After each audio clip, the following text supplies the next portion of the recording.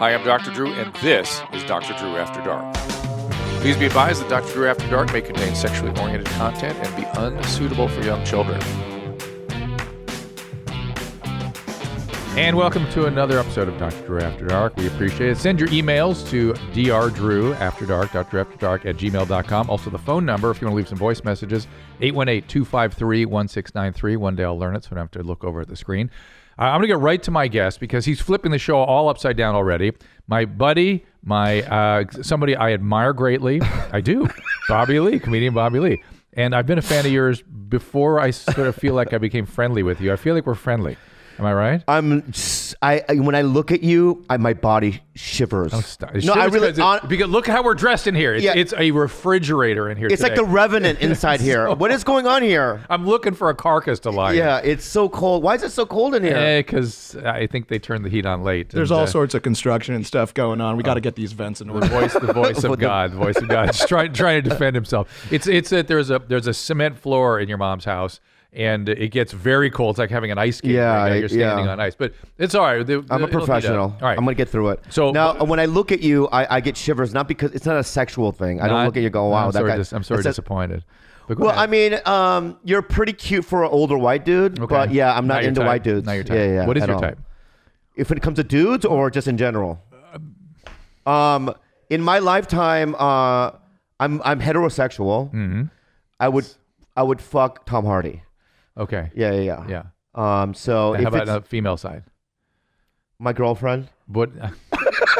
Is it right? What? Describe her. I don't know your girlfriend. Oh, you don't know she's half Filipino, but I'm not into like half Asians. But the racial mix is the new. It's black. the new deal. It's not new black. It's the new style. Right. It is, and it makes you realize that we're all just a bunch of mutts. Right. When you really get down to it. And like 300 years from now, people are going to look more of the same, I think. I think it's going to be sort of a Eurasian-y thing with different skin tones. Yeah, they're going to look Palestinian, I think, everyone. I'm not so sure about that, but it could be. Yeah. But you. Bobby asked me to interview him first. He because I don't like structures. I don't like when people go, well, when you're doing videos and you have to comment on videos. I don't like, it's too controlling for me. I don't want to, man. I want to be free. I don't want to be the boss of you, man. Do you understand? Yeah. No, but I know this is your show, so I don't want to dictate how it goes. You can do all. You're free. I am free. I just want to be free. Let me have my little wings. Okay. So one of the things that Christina is. See, I don't even know who that is. Christina P. Your mom's side. Okay. is interested in how comedians' minds work. So where'd you grow up? I grew up in the beautiful city of San Diego, California. What part? A little town, a little community called Poway. And I don't know what it means. Sounds like an Indian reservation. Yeah, it does, right? Yeah. My house was on an Indian burial ground. Oh, that explains a lot. Thank you. What does that mean? No. I seem possessed? I will let people decide. That's fucking rude, dude. Dude, I'm normal. Yeah. Please, I'm fine. I love you. Yeah, I love you too, that? dude. Okay. But what I think of when I think of you and some of the things you do, and by the way, again, I'm a huge fan of your work. Just that one story you told about your coworker at Mad TV, where she was a new player, and I farted in her mouth. Right. Yeah, but I call that the Korean hello. It's a cultural thing. I understand you attempted to make that case, but the employer didn't. The employer didn't see it that way. Well, it was early. Like it was early in the morning. I didn't know who she was. She was a new actress on the show. So you needed to say hello. I wanted to welcome her to the show in a cultural way. And you knew she was a player. She was in the team now. No, I didn't know. You didn't even know she'd been a part I didn't of the know cast. who she was. Okay. And she was sitting there eating yogurt. Listen, it's a very talented, I forget her name. Krista Flanagan. Krista Flanagan, yeah. She was eating yogurt on the couch. Mm-hmm. And wait, hold on, slow down. Mm-hmm. Yeah, eating yogurt on the couch. And, yeah. And to set the whole stage, by herself? And we're in a rehersal space. She's sitting there eating yogurt. Looking at the yogurt, of course. That's what you do when you eat yogurt, right? You don't really. You have to concentrate, because there's a spoon. Mm-hmm, uh-huh. And in my gut said, fart in her mouth. Mm-hmm. It's your instinct, right? My instinct your comedic says, instinct. Exactly. And your cultural. It was a survival instinct. Right? It's like me going, you have to show your, like marking your territory. Oh, yeah, right. It makes more like sense. Like a dog. Now. Yeah, you know what I mean? Yeah, you had an option. You could have peed on her or farted in her mouth. I've never peed on anybody in my life. Okay, well, that's and your that right there, that's assault. Yeah, That's yeah. assault. I get it. Not Because culturally endorsed. Because then she has to change clothing. Yes. Okay, Right? right. But I'm just giving her hot air And a from how do inside my body. you, how do you do? Yeah, how do you do? Yeah. So I grabbed the back of her head. Fine. How do you do? Yeah. And she was eating yogurt. And she opened her mouth and I grabbed her head and I farted in her mouth. But you're the way you describe the story. It sounds like you're front facing her. How did you grab her head if you're giving her your? I grabbed it like this and then. Oh, you push first. Yeah. So there's that's a lot. always a good move. Forcing a woman's head. That goes well these days. I know. Wait. Yeah. That I'm sure the attorneys love that. I know. And I'm not saying it was the right decision. Even though I read it yours. wrong. I read the situation wrong. And what happened when She cried. She started crying. Yeah. And what did you do? I giggled. Of course. Because I'll tell you why. I don't When she understand why started you want to crying- delay these videos because you're a perfect setup for this. Yeah, Go ahead. the reason she why cried. is because when she cried, I giggled because when I know I'm in serious trouble, Nervousness. Out of nervousness. I'll giggle at funerals, car accidents. car accidents, Yeah. yeah, because I don't know I don't know how to deal with like real situations. You and Tom Segura were separated at birth. we were, right? Yeah. And I just giggled. I ran over a dude on a motorcycle once. No. And he was just laying on in the middle of the street, and I thought I had killed him, and I was just laughing maniacally because I knew that like I was gonna go to prison forever. And that must have read well in court. No. Yeah, I mean I was in really big trouble. Oh. Yeah, but it turned out it wasn't my fault. He was Okay. drunk. It wasn't my fault. He was on a Okay. motorcycle. You That were was a just- long time You were ago. just the dude laughing maniacally over him while he lay Yeah. there So I dying. was like, okay, yeah. So I farted in her mouth, grabbed it, and then an actor attacked me. Oh, so somebody came after you. This guy named Ron Peterson, a Canadian. A Goddamn those Canadian Canadians. attacked me. I know. Yeah. It's shameful when Canadians attack. And did he me. like lay you out on the ground? And No, he started throwing punches, and I'm pretty quick, you know. And then somebody put him in a headlock to pull him away. Control him, yeah. And then I remember rehearsing and then going home, and then like when I woke up from a nap, I had like that 500 messages of like, Oh, yeah. call somebody, call this, Yeah. call your agent, call the producers. What happened? I was just in a lot of trouble. Like I had to get a lawyer, Ooh. and then we had a meeting, Oh. and it was a whole fucking thing. And then I pulled her aside at one point, and I was really serious. And I said, "Listen, I don't know what came over me. Giggling? No, because I knew that I could get fired. I could have got fired, right? And even worse.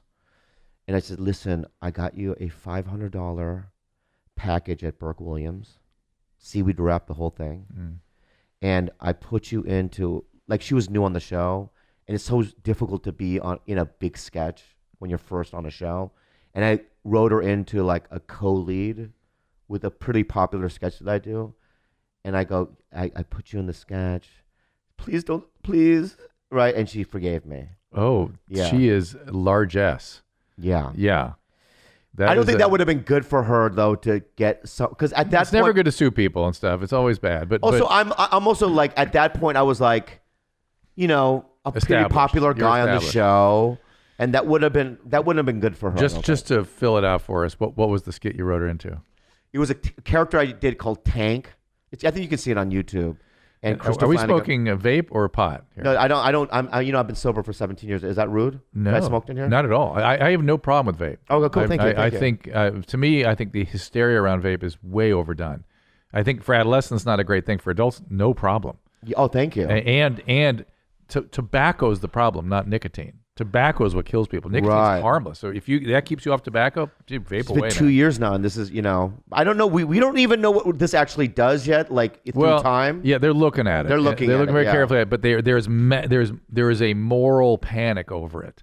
There is a moral panic. Yeah. And they can't find anything wrong with it, so they're hell bent to find something. Right, It's and not like tobacco, where it's like everyone's got emphysema, everyone's dying, everyone's got lung disease, everyone's got heart disease, everyone's having strokes. Yeah. It's like we're gonna find what's wrong with this stuff. We know it. It's Yeah. like, no, I don't think you are. I don't think it's gonna happen. Also, children, because of the flavors. Yeah. Right. It's more appetizing. Right, For they them. need the Yeah, yeah. adolescents. We're not talking about that. Yeah, we're not talking about although there is a curious reduction in drug, alcohol, and tobacco use, where you see high levels of vaping.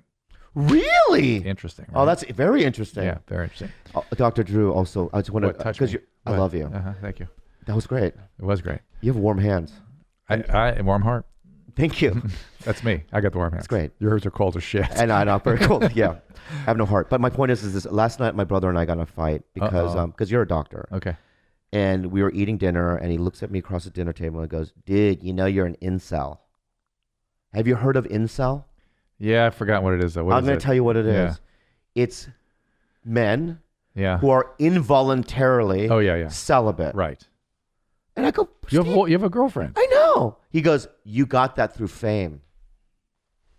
What difference does it make how you get your partner? But that's what I'm saying. I think I am an incel. Meaning what? If I didn't have the fame and money, I know, but listen, I know you're shaking your head. You could then everybody's an incel that has something that's attractive about them. Brad Pitt's an incel if he had his face burned off. Right. You know Yeah. That logic I don't like. Right. Well, so what you're saying that I'm not an incel. It's No. like No. So somebody that like, all right, so let's say an incel did get famous and started getting girls, he would no longer be an incel. Correct. And I would argue whatever it is that becomes attractive about you gives people a chance to then get to know you. They're not going to stay with you if they don't love you for who you are. Right. But I also want to tell incels out there right now, All right, tell is them. the reason why I get girls is because I was an incel and it motivated me to do something outside the box so I can get girls. Okay. So the reason you're a comedian is sex, chicks. Look, it's the reason most of the rock bands that came on Loveline over the years were playing the guitar. Yeah, because they were outcast loser dudes who figured out to play the guitar. Yeah. They attract a bunch of girls. Yeah, I mean, Yeah. you know, Well, that's why it was also, it has to do with making money and and all the things. But why comedy? What's up with comedy for you? How did you know you had a comedic instinct? And I didn't. where did that all start? I never even thought of even doing it until it came before me.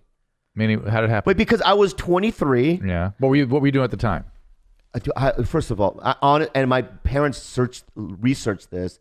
They thought that I had 40% Down syndrome. Did you? Well, I don't know. It turned out that you can't have 40%. Right. Well, you could have a 40% below average IQ. Right, but Yeah. they thought that there was some sort of like deficiency. Yeah, I get it. Or something happening in my brain. Yeah. Because Were you I got ADD? all Fs. All Fs in high school. And Korean, Asian guy, all Fs? Right. Right. myself now. I can't believe they didn't kill themselves. I'm surprised they didn't slit their throats. But they thought, no, maybe he retard, or whatever. Yeah, they have to come up with some Yeah, explanation. right. Yeah. I can't say that. I'm not allowed to say the R word. I was just doing that He was through my dad. mentally deficient. Oh, he used the R word. Your dad. Yeah. I just said it, but I don't want people to get all angry No. that I said it. That was my dad saying it. Yeah. And did Well, it turns out I didn't have it. Did you go to college?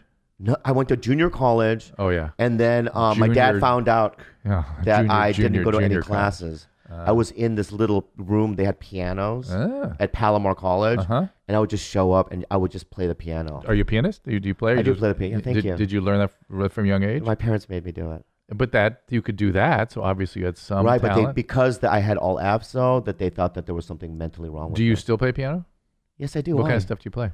I just improvise. So you're not classically trained. I am. I mean, as a kid, I used to. My parents had teachers that were like really strict. So you pick up Chopin. You pick up. I did Chopin. I tried to do. I love this. Not Rachmaninoff, but Well, you that's probably very difficult. could have done rock if you'd really tried. Yeah. So my son has a piano teacher like that. Oh yeah, but they used to slam. Slam the lid on your fingers if you got it wrong. I had that when I was a kid. Yeah, me too. But my kid's piano teacher would hit his hands up, like knock him up. Yeah. And he was Armenian, but Soviet trained, like in the Soviet era. Yeah. I like it. Heavy. Really heavy. Yeah. I like that stuff, right? I do too, because I think there's a. I think. I wish I'd had that. Yeah, and I also think that my parents being super strict helped me become the person that I am now. So what were the Fs all about? That I just didn't get good grades. You just weren't interested? Did you have ADD? No, Did you be depressed? I tried. You did not try. How do you know? Because you're smart. No, I read the books, the history books. Have you ever been tested for learning disability? I'm afraid because I feel like if I get like an IQ test, well, no, it's going to come back like 30. Not IQ. No. I mean like a learning disability assessment. It's different. No. I didn't. I honestly. Did you feel less than because of the Fs? Dr. Drew, when I was a senior, I went into my math class And my brother was in my math class, and he was a freshman. That showed me that there was something going on. You would like mentally, like I need a career in comedy. Handicapped. What did you think about your career choices at that point? Well, they had like not peer counseling, but like a counselor that would like help you with your future career. And they go, maybe you can go into wood shop. Oh yeah, like I was ceramics, that guy. Like ceramics, like in Ghost. Yeah. You know. Yeah. So I thought I was gonna be fucked. So you left college. Well, I went to 6 months of Palomar and I stopped doing it. Did you have any trauma growing up as a kid? Oh yeah. What happened? Oh yeah. Aside from the abuse of I was molested. Were you? So maybe that affected. No. You weren't. No, I was. You were. But I don't think it affected me. But it affects your concentration. I don't think it did. How old were you? Because I was a kid. I was 8 or 9, and I was molested by a guy with Down syndrome. Oh wow! I do it in my act, and I honestly wanted the candy.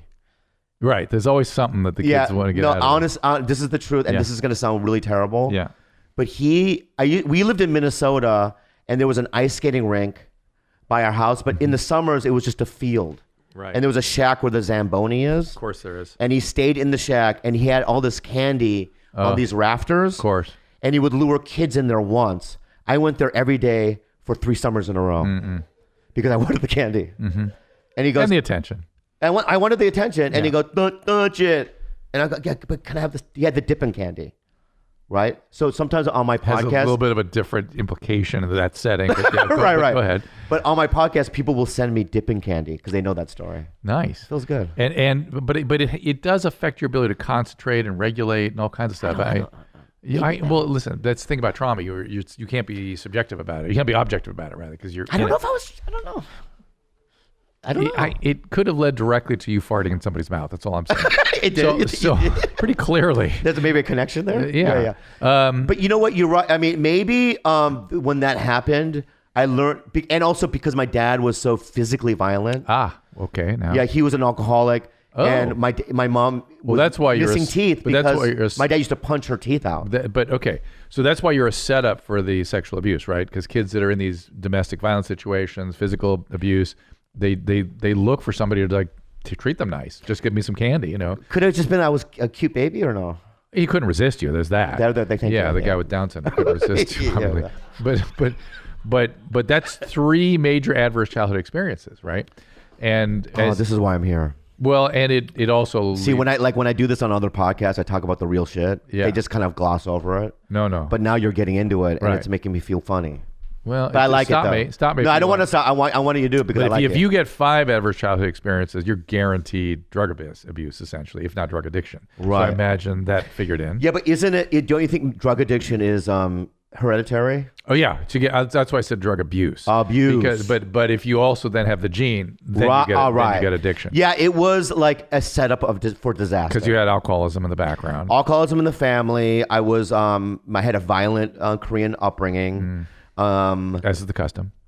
No, it really is because my whole not the kind of violence though. Aggressive maybe, but not that kind of violence. Yeah, I mean, yeah, and then I just also had like just this a personality type that was just kind of rebellious as it was. That's in reaction to all that stuff. It is? Yeah.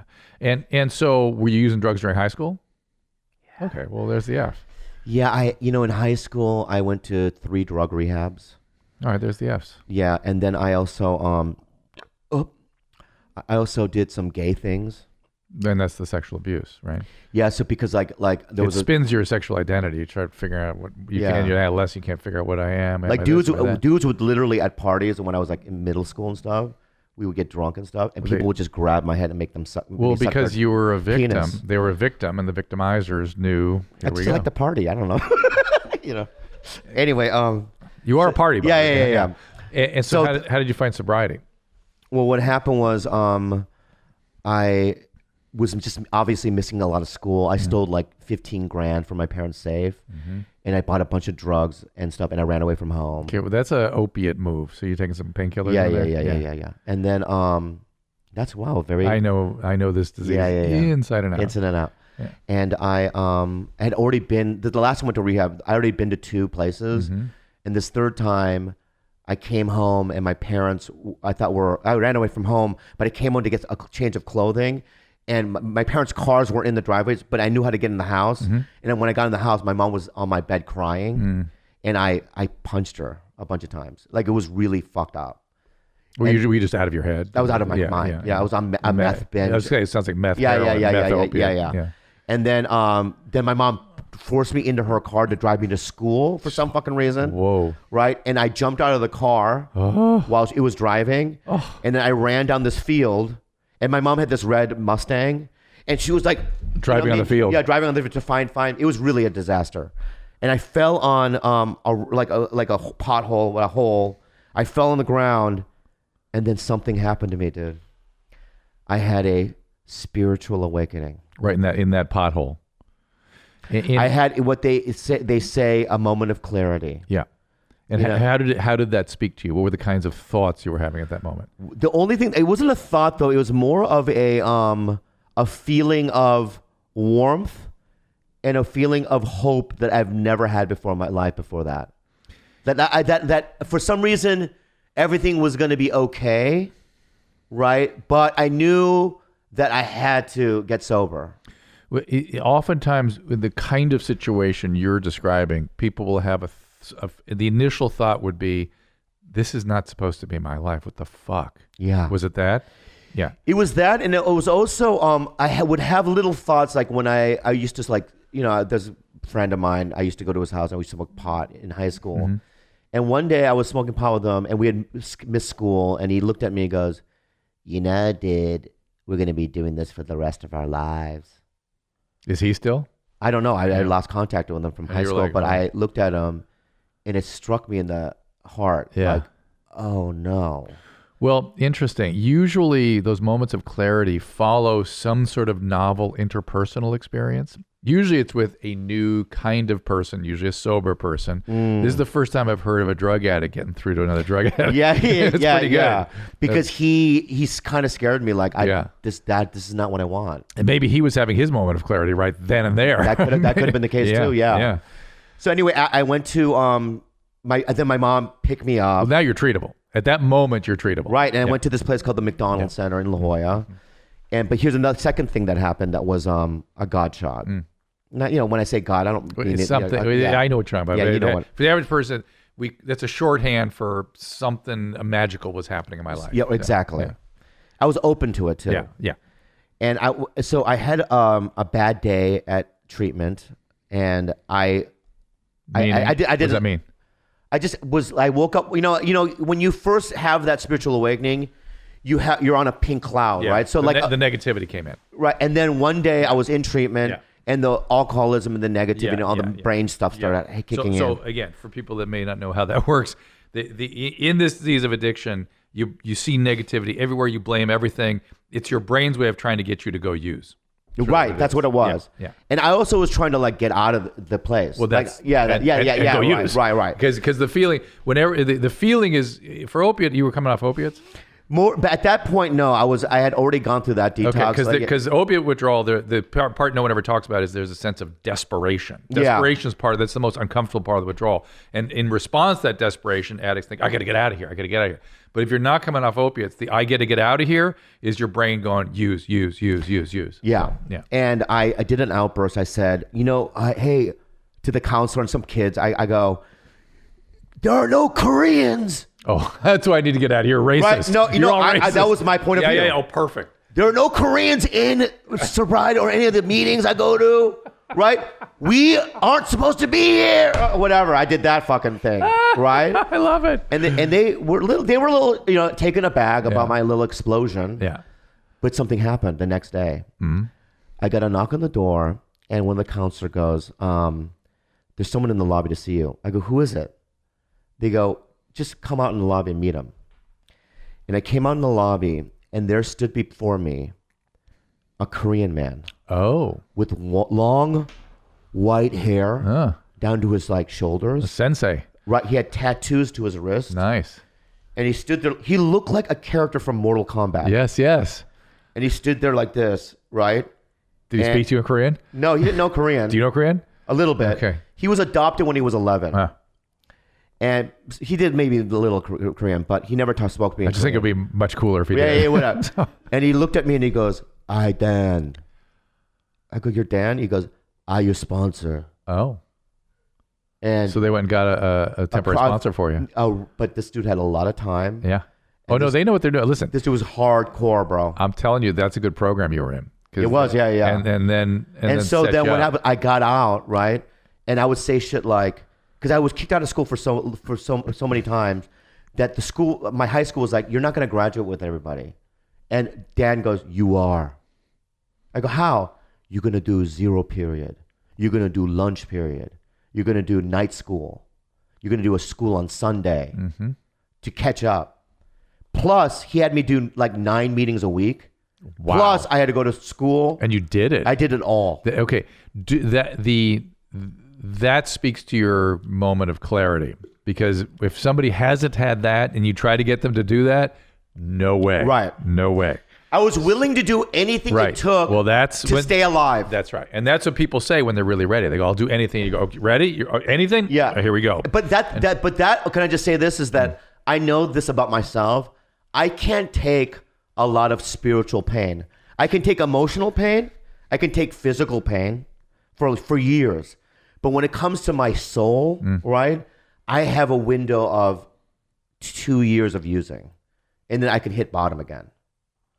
There's just something about You're depleted. I'm depleted. You've depleted your. Yeah, I get it. I get desperate, right? Yeah. So then, because of Dan and because of that regiment that he had me on, immediately I would go to he would go with his sponsor and stuff. We would go to like spiritual retreats as a junior in high school to go to like a monastery and learn about meditation, learn about silence. You know what I mean? Learn about like living in the moment. You're so lucky. Dude, you're learning life skills back then. Like I learned the power now, like Eckhart Tolle shit, back when I was a junior in high school. Like this is the kind of shit that I was educated to. So I was so lucky in that way. But I have to say that I was willing.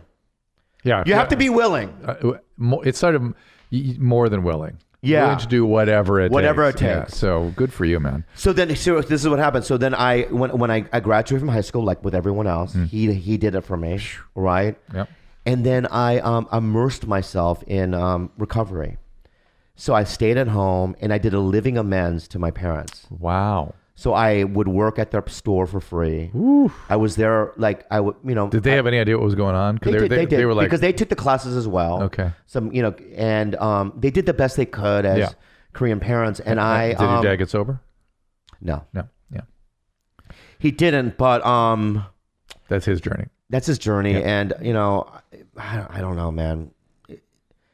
To me, it was like a cultural thing or something, but he didn't. But he didn't become violent, right? He stopped hitting my mom and people in the house.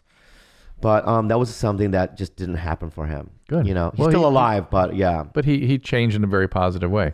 And that's what usually happens when somebody makes a big shift. Everyone's got to come along in some fashion. But here's the thing. Here's how I think.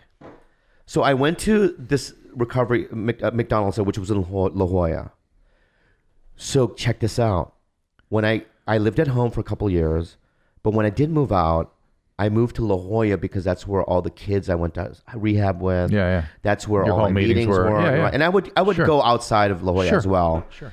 But then now check this out. By being in La Jolla, I got jobs in La Jolla, which is like working at a coffee shop right next to the Comedy Store. And did you immediately think, I wonder if I could do that? No. Or just by working that you started hearing about it? No, just I was working at this coffee shop. Yeah. I was living working next to the Comedy Store. And when that coffee shop closed, they had a help wanted sign there. Oh my gosh. So I went next door to get a job, and the manager gave me a job there as a barback. Then by being there, right, I was able to watch open mic nights. This is in 1994. Wow. Right? Yep. I thought to myself, you should try. Did you fall in love with it in any way, or just sort of? No, but I was at a meeting, and I spoke at a men's meeting, North Park Men's. And after the meeting, I crushed. Like it was crushed like at the comedy show. No, at the meeting. At the meeting. Okay. Yeah. Right at the meeting, Yeah. I crushed it. Yeah. I wasn't even meaning to be funny. Yeah. It just people were like dying laughing. Yeah. And then afterwards, a man that I never saw before or after, older man came up to me and goes, "You should do comedy." I go, "Why?" He's like, "There's something about you that's really just intrinsically funny." And he was a ghost, right? He was like, and I honestly, I never saw him before or after, right? So then when 6 months later, when the Comedy Store closed, I mean, the coffee shop closed and the Comedy Store got me a job. I got a job there. You were thinking it was already now a seed was planted. And then so in my mind, and I know people probably don't believe in stuff like this, but in my mind, it's all a part of this the Bobby Lee plan. Well, at least you were open to all these things. And I would argue that whatever that Bobby Lee plan is, it's something that comes from attunement to something out here and in here simultaneously, right? What you're saying, it could be some sort of, you think it's some sort of manifestation? I mean, desires and drives always manifest, right? But I think it's that openness and that attunement and that spontaneity and to whatever comes out of your body in terms of ideas and feelings. Yeah. You're open to it. Yeah. And if it resonates with what's coming at you from the world, you move on into it, right? But also, on top of it, it had a lot to do with at 23. Yeah.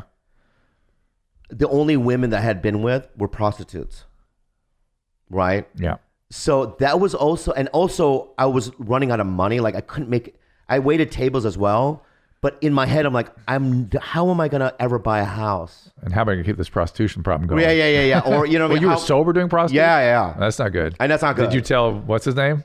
Yeah. The Korean dude? Yeah, Dan. But it's not like I had addiction, but it's like, It's the only option you had? I had to, So Dan signed off on it in some fashion. In some fashion. Okay. Yeah. Right.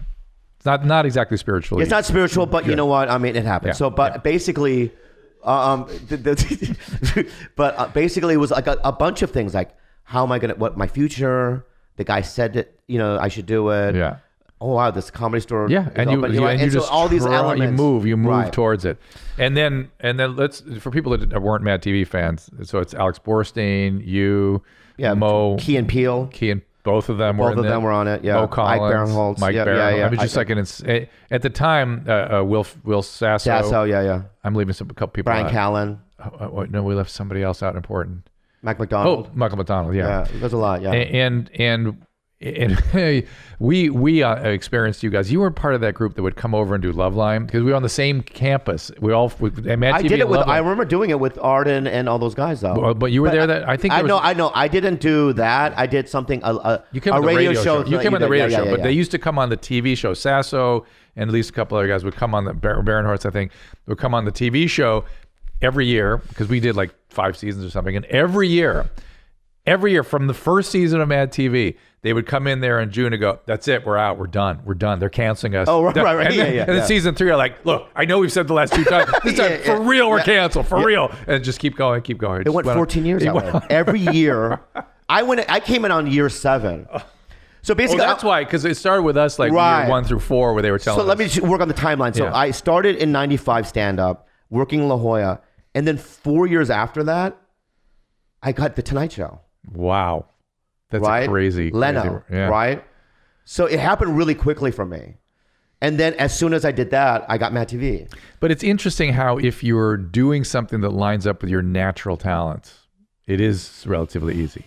If you have those talents. Here's the thing. It's that I've always loved comedy. I remember watching, there's a guy named Blake Clark. Don't really know. He was done some Adam Sandler movies, but I ran into Blake a couple of weeks ago, and I go, "Hey, dude, I saw your Tonight Show in the late 80s. And Blake Clark goes, "Wow, you're the first person to ever say that to me." Because I liked all of it. So not just Pryor or Carlin. Yeah. Anytime there was a stand-up, like if I saw Kathy Ladman or any of these, I always didn't know it at the time. But you had an appreciation. But I had an appreciation, and I couldn't believe. What does comedy do for you? Comedy has done everything from it's literally, it changed my life. It in terms of your career, but in terms of making people laugh, what does it do? It does nothing. That's not your thing. You didn't get like, a moment of addiction to that. I'll tell you, Like that meeting that didn't think. Yeah. I mean, there is an addictive quality to it, right? Yeah. And so, the initial like, oh my God, and then the attention and They all love that me. stuff. But that right there is, I understood that as False. a false. Yeah, because you were well into recovery. But still, it must have zinged you in some way. Dude, I'm telling you right now, what happened was when I did stand-up, I stopped going to meetings. You know that. Yeah.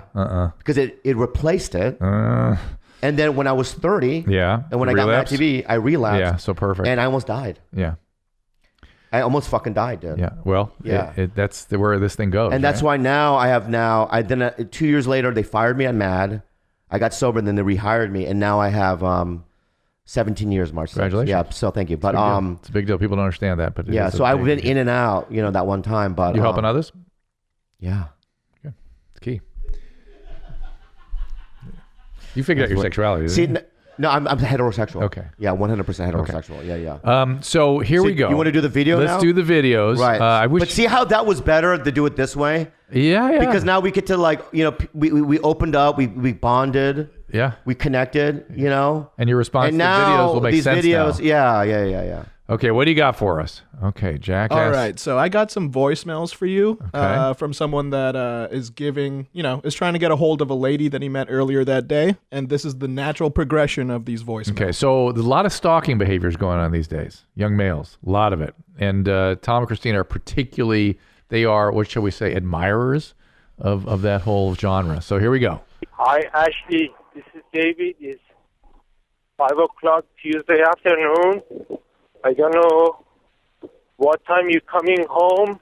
Oof. If you have time, maybe we can go right here in Brentwood. We can have dinner together. Can you call me back, please? 310-941. Bye-bye. Okay, so End of a message. little bit aggressive already. Yeah, right? so that's just message number one. Oh, that's only one? Yeah, that's the first. That already is a red flag. Yeah. Well, I could. So you can understand a young guy doing that is sort of not really understanding how to navigate, how to nuance the intensity. But already though, I know he doesn't know what he's doing. I know. You have to, you have to keep it cool. I know. Hi, Ashley. Oh, this is no. David. It's 7:30 p.m. Tuesday night. I have a missed phone call on my phone. I don't know if you were trying to call me back. Oh boy. I missed you, or what happened, or my phone didn't ring. Oh, Yeah. But I have your number as a missed call. The missed call was a robocall can or you something. please call me back again now? It's 7:30 p.m. All right. 310-98. So that's like giving a heroin addict a little boost of heroin. Just the idea that she called him back. right. Yeah, that's message number which of 2. course- The next one. Oh, wait, gets pretty crazy. wait, before I want to prepare myself. Yeah. How many messages? How many are messages? Because already right now I'm like, I'm flipping out. scared. Yeah. So how many messages are there? I would say there's probably like between 5 and 7. Oh. Can we jump ahead? No, a little let's go. bit? No, let's All right, go. Let's one go. by I like one. the build. All I like the build. Go ahead. Let's go. Here we go. Hi, Ashley. This is David. It's 9 o'clock. I don't think you can be that busy not to return my phone call. Can you just call me for 5 minutes? Let me know if you are available to go out, or I should stop calling you and just forget about you. I thought you are a decent human being, but it seems to me you are not. So I don't know what to tell you. I thought you are someone I can talk, and you're somebody decent. So can you just call me for 5 minutes if you're not available, so I can just throw your number to the garbage? Wow. End of message. Now he's sweet talking. Yeah. And He's so doing then- that. Yeah. And then Christina and Tom, they had an interesting take on it. That last one? Is that You what he's doing? can't be that busy.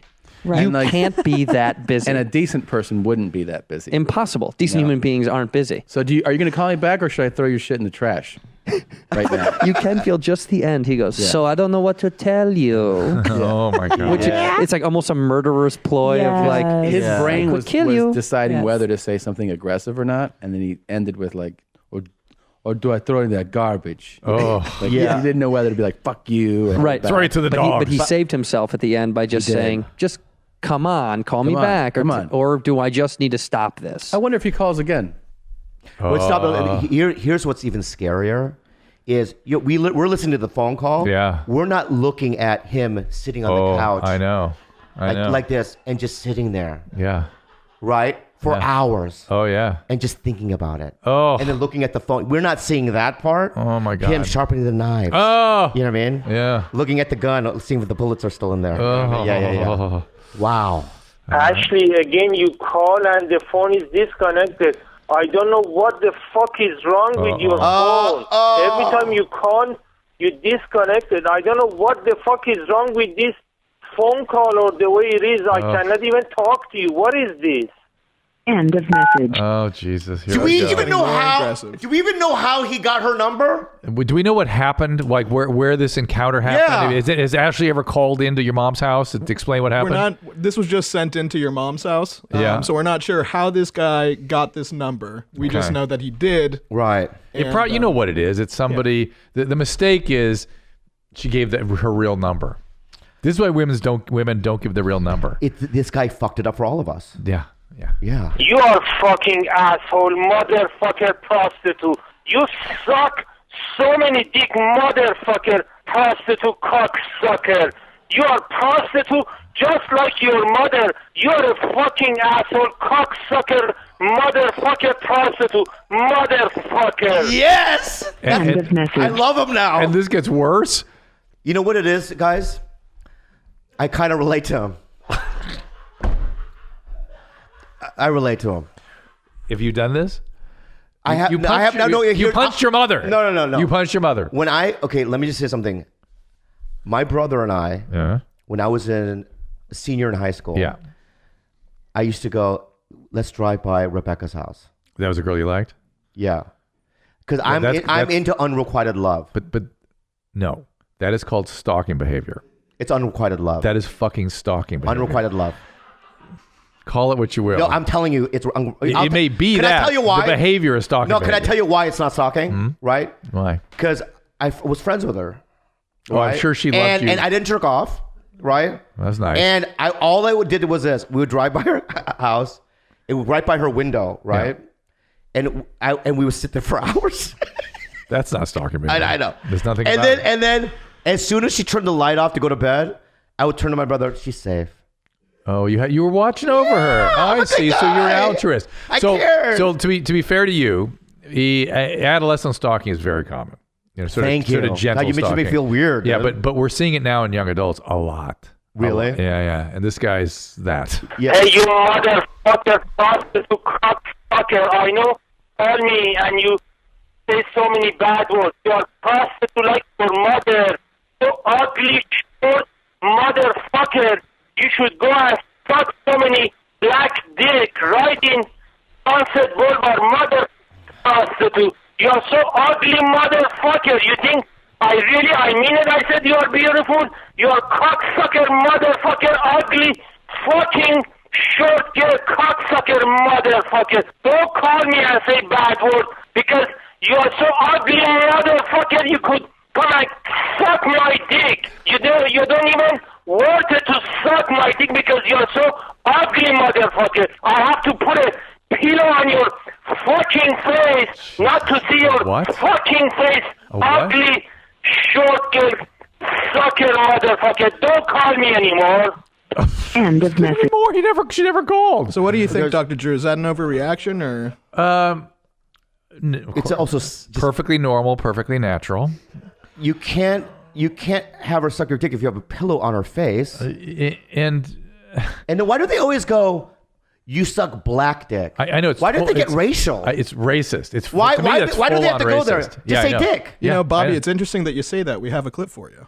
of what? You know what's interesting is that what Good Morning Julia and this guy have in common, what Dr. Drew was mentioning, was that narcissism. Oh, Yes. yeah. It's the same thing of like, he was waiting for Joe to turn ugly like Yeah. that. Instead, this guy ended And now up we have turning. this. Rage. He too. does a thing here that's very interesting. If we psychoanalyze Sure. this for people that have no background doing this at all or schooling, Sure. I'll Go just ahead. say, he says, "You're a cocksucker, motherfucker," and then he says, You can suck my cock, Yeah. motherfucker. Sure. And then he Interesting. said, "You're too ugly to suck my cock." Right. He wants it, but he With a doesn't can- want it. with He's a playing pillow. real hard to get him. And then go Yes. suck some black dicks. Yeah, And why he's did he? throwing it Why? all Oh, maybe around. he's into cucking. Maybe he wants to Maybe. see her suck other black Maybe. cocks. he's a That's what that cuckolding seems like. dude. That is a guy that could be into that. Yeah, but they always say that as if black dicks is even more like Yeah, it's harsher or something. harsher or Yeah. something Yeah. or more disrespectful. I just Yeah. don't like. No, Yeah. to me, when you do that, you've gone completely off the rail now. Yeah. Like come on. Right. If he said suck yellow Korean dick, I would have just left. Oh, that's too That would have pulled me over off the edge. too much. Yeah. Too when much? they go, they suck his yellow little gook dick. If they could said that, if that guy said that, I would have left. That would have been too much. Yeah. I wouldn't have played that for you, but Thank you. yeah. It's not little.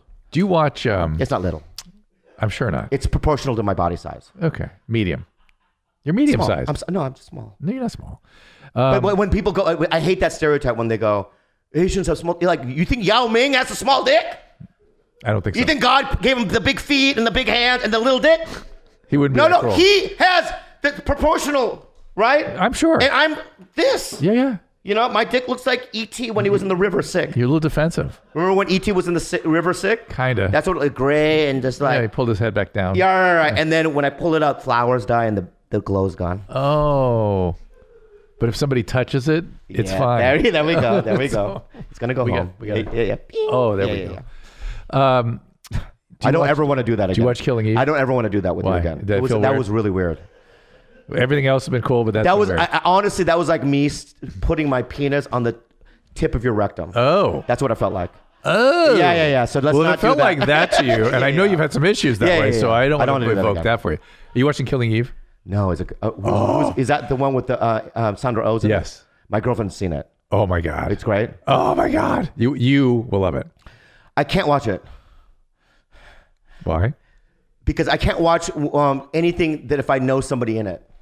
Oh, you know Sandra? Yeah, I love her. Like if I'm let's say I was watching a movie. Yeah. And you popped up. Yeah, it takes me out. I would have too. left. Yeah, it takes me out. But you need to the other woman that plays the psychopath, I heard she's great. Yeah. you need to watch that. I'll watch Killing Eve. Yeah. I want to You support fast- Sandra. I want to support All right, you should. Sandra as well. You should.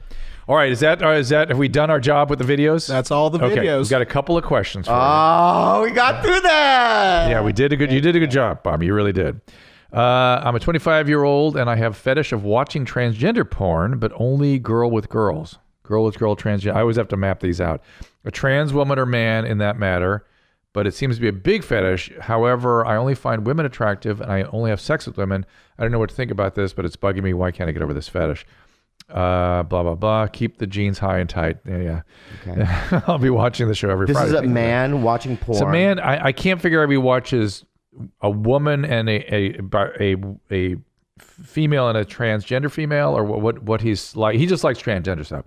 And when guys get sort of down that path and can't get out, it's usually kind of a porn addiction. Because they usually they go to more and more and more sort of provocative stuff until they find something that's you been down there?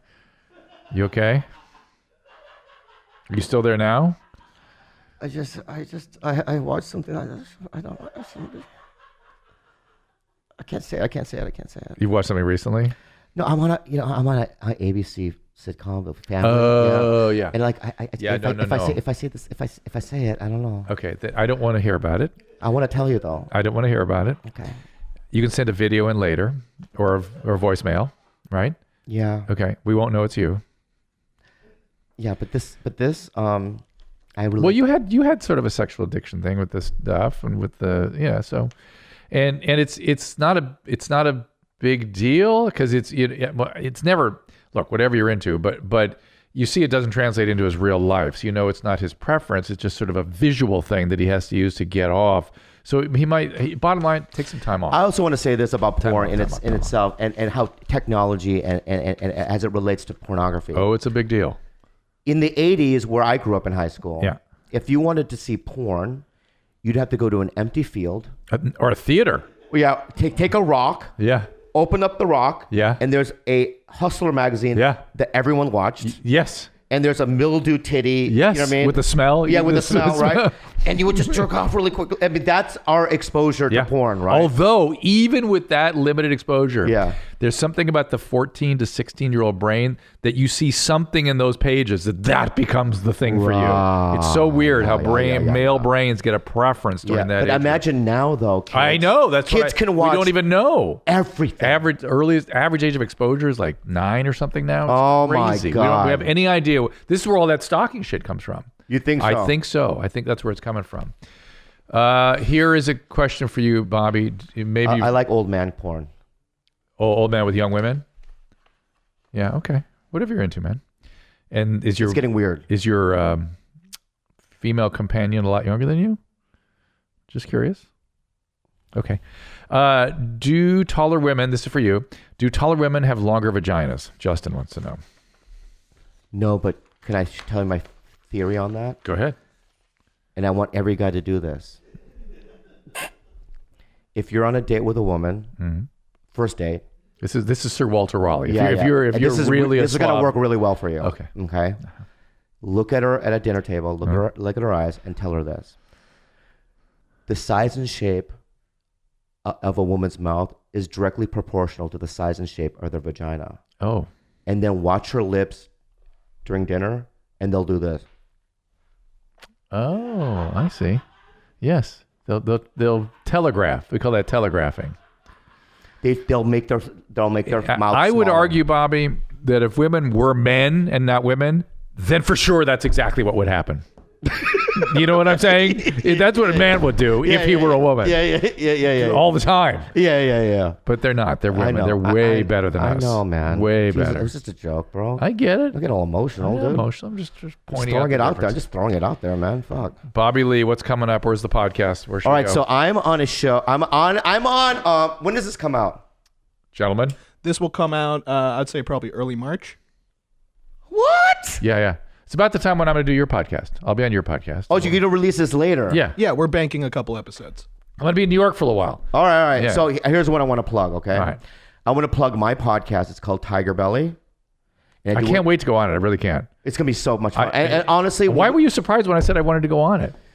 Because you were on our short list, and also my producer was like, can you get him? And I didn't know how to get a hold of you or anything. So when I ran into you at that comedy store event, right? That's when I asked, right? Yeah, and I said, when you of said yes, course. it was really exciting. It's exciting for me. I've always been a fan of yours, and now I'm a bigger fan. I didn't know the story. Your story is vivid for me. Oh, thanks, man. And I may send you people to help, frankly. You know what I mean? Yeah. Thank you. So I'm also on a sitcom. I think March they're still going to be on. It's on Tuesday nights. It's called Splitting Up Together, and I hope. Watch it, everybody. Everyone that hear our voices, watch it. But seriously, thanks for having me. This was so much fun, man. You did a great job. I love you, man. Yeah, I love you too, man. Dude, and I'll not do any more finger touching with you. I promise. Just one more. Just one. Come. You told me never do that. I want again. to just one more time. Yeah. Let's one more time when we start your podcast. All right, we'll do it one more time. Our own little secret. It'll be our secret. Yeah, we'll do it. Yeah. You all will be in on it, but it'll be a secret. All right, everybody. Thank you so much. We appreciate it as always. Again, it's drfdark@gmail.com, 818-253-1693. Website for you? BobbyLeeLive.com. Check it out. We'll see you next time. All conversations and information exchanged during participation in the Dr. Drew After Dark podcast or interaction on the drdrew.com website is intended for educational and entertainment purposes only. Do not confuse this with treatment or physician medical advice or direction per se. You must always follow your medical professional's advice and direction. Nothing on these podcasts or posted on this site supplements or supersedes the relationship and direction of your medical caretakers. Please understand, I am not playing the role of physician in this environment per se. I'm educating. I am a licensed physician with specialty boards in American Board of Internal Medicine and American Board of Addiction Medicine.